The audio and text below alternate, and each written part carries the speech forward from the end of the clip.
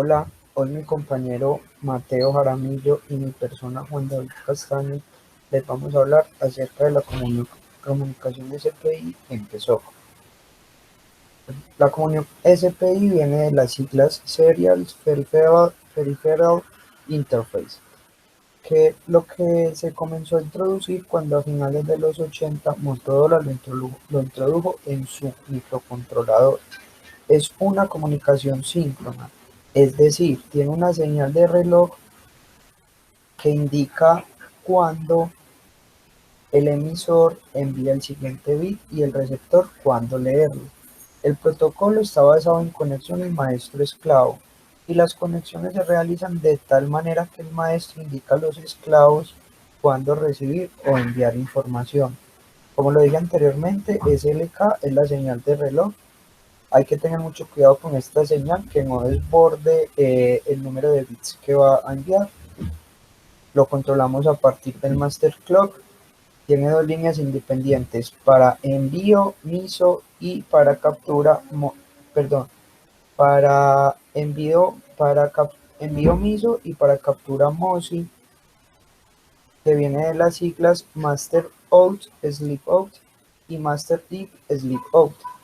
Eh, Las, las, las líneas son independientes y pueden trabajar al mismo tiempo, lo que permite hacer que funcione como un bus de datos para que envíe y transmita a la misma vez.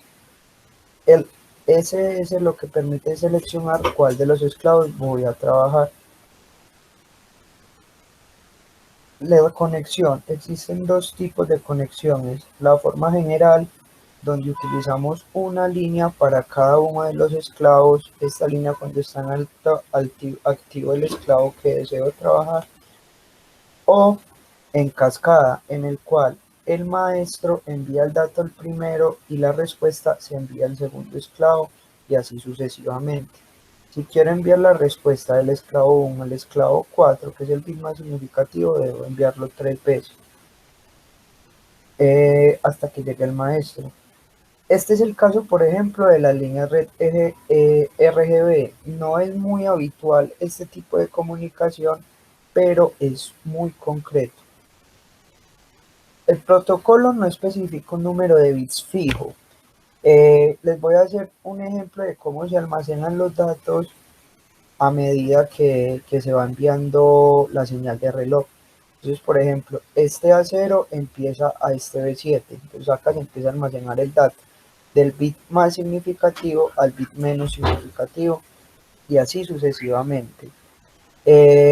Para el modo de operación se define si el blanco es ascendente o descendente y como es un bus de datos, las líneas se mantienen en sincronización. Para los modos de operación se utiliza polaridad y fase. La polaridad me permite definir si es blanco de subida o blanco de bajada.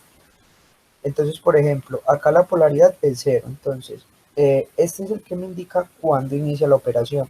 Entonces, acá inicio en cero, blanco de subida, o acá inicio en cero, blanco de bajada. Modo 0 y modo 1 respectivamente. Si lo invierto, o sea, con la polaridad 1, blanco de bajada 1, 0 y blanco de subida 1, 1.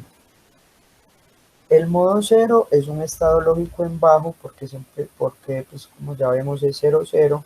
Y el modo 3 es un estado lógico en alto porque es 1, 1. Listo. Continuando con la comunicación en PSOC, una de las características del SPA es que utiliza dos señales de transmisión de datos, lo que le da mayor velocidad de comunicación debido a que hay muy poca deformación de la señal. El intercambio de datos es de manera bidireccional, ya que permite enviar y recibir los datos al mismo tiempo. Ok, perdón. Siguiendo con las entradas que tiene el SPA, vemos que se encuentra una entrada de clock que recibe la señal de reloj como su pin lo indica.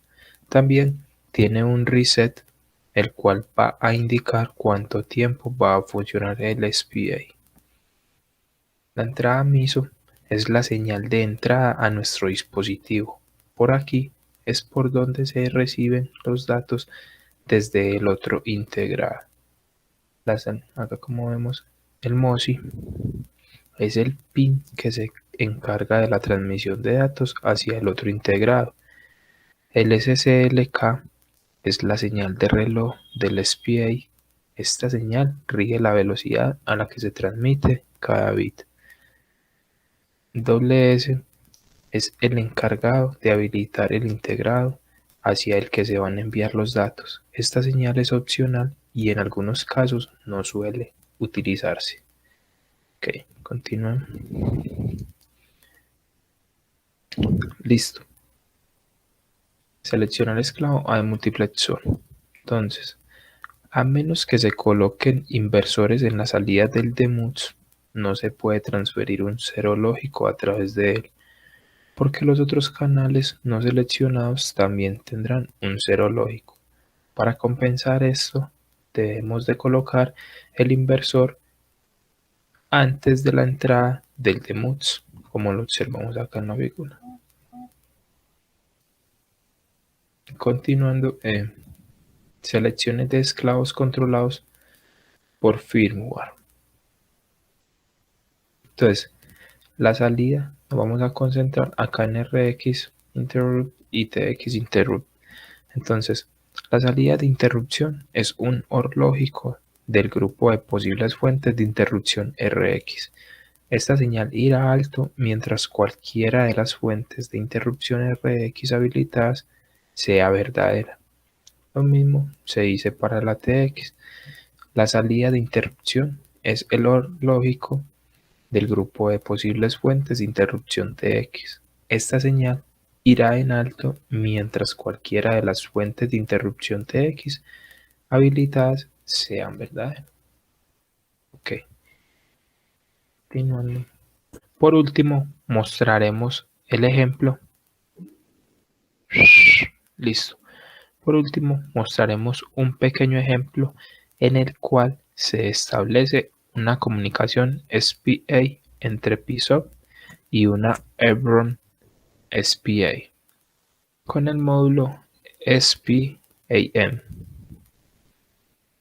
En este se muestra el PSOP como maestro y la Hebron externa como esclavo SPA. Se describe una matriz de 32 bits en la Hebron, comenzando desde la ubicación 0 a 31, y la misma matriz se lee desde la Hebron. Ok, muchas gracias.